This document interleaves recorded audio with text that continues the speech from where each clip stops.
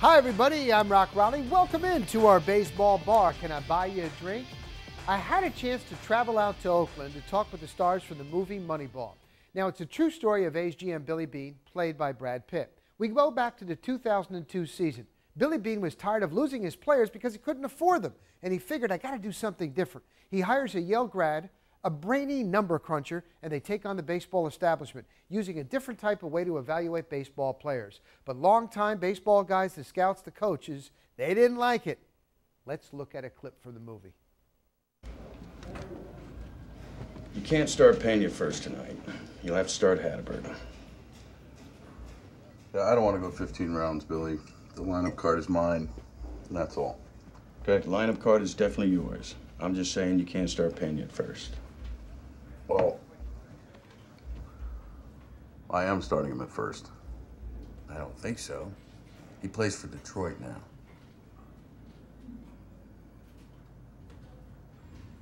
You traded Pena? Brad, now that you've seen all that he has to do, and general managers in baseball with small markets, we're from Tampa Bay, Rays have been in a similar situation. Is that not one of the hardest jobs, would you say, to try to be a winner? Sure. I mean, you know, the title of the book is Moneyball, the Science of Winning an Unfair Game. And I had never thought of it in those terms, how the inequality in the payrolls of the teams. It seems like, it seems like a losing battle. And these guys, out of necessity, said, we can't fight the other guys' fight. We're already dead, so let's look for new knowledge. Is that what drew you so much to this role of the underdog and just wanting to win? I mean, that's one aspect. There's many aspects of what these guys went through that, and, you know, the battle of trying to, of trying to penetrate that wall of conventional wisdom when you know that it's not all correct, and the flack that you received. I mean, these guys, you know, they got called some pretty good names at the time, and just for doing math. Yes, just for doing math. Yeah, Alex math. But you know, being in Tampa Bay, and you've seen what the Rays have had to do, it's really something else, isn't it? Yeah, nobody's done it better recently than Tampa, and you know, and even the window for clubs is shorter and shorter. You know, Andrew Friedman and Matt Silverman do an unbelievable job, but at some point, you know, when you're going against, particularly in that division, Red Sox and the Yankees, it's overwhelming. I speak to Andrew quite a bit about our own experience and going through a cycle, and they start to see it now. They lose great players, and the core starts to erode, and you know, you hope at some point for both clubs that there's a new venue on the horizon to give us a little bit of a chance with some of the other guys. I don't know if necessarily you were a baseball fan, but are you more of a baseball fan I'm now? Certainly more than ever before.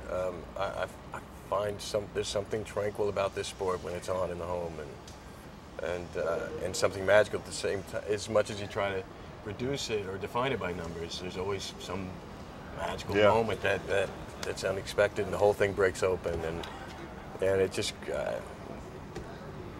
great parables of life for some reason that happens on this playing field. Do you think you'll lose your job? What? Where did you hear that? Well, I go on the internet sometimes. Don't go on the internet, or watch TV, or talk to people. I know how important your daughter was. It was obvious in the movie, and with your children. We were watching it last night, and people were tearing up. I have a little daughter. Did that hit home, the scenes with?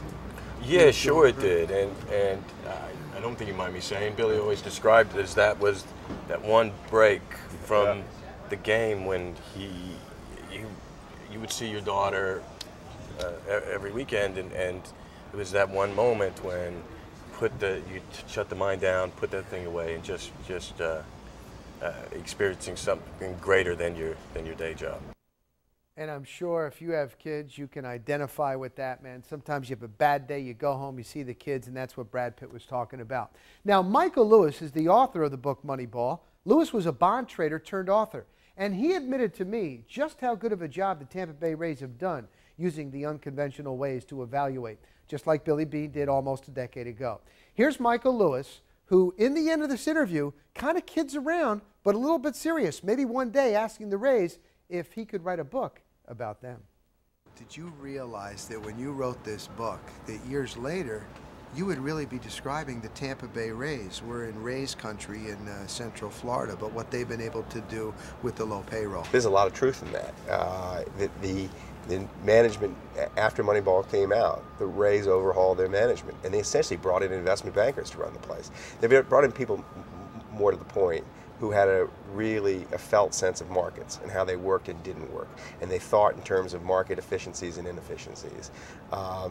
So I think of the Rays as kind of the stepchildren of the A's. And I think if you talk to the people inside the front office, they'd have to acknowledge some influence there. So I think that? No, because when I wrote the book, the Rays were basket cases. I mean, and they were famous for making just horrible decisions. So I didn't think it would infect the Rays because they seemed so desperate in their situation. I did imagine it possible that other teams would see it as a blueprint for how to run their teams. Do you like seeing a team like the Rays with such a low payroll winning and being competitive in the AL East? I love it. It's fantastic. It's incredible. They're, in fairness to the situation, they had one advantage. There was a tactical advantage. They were so bad for so long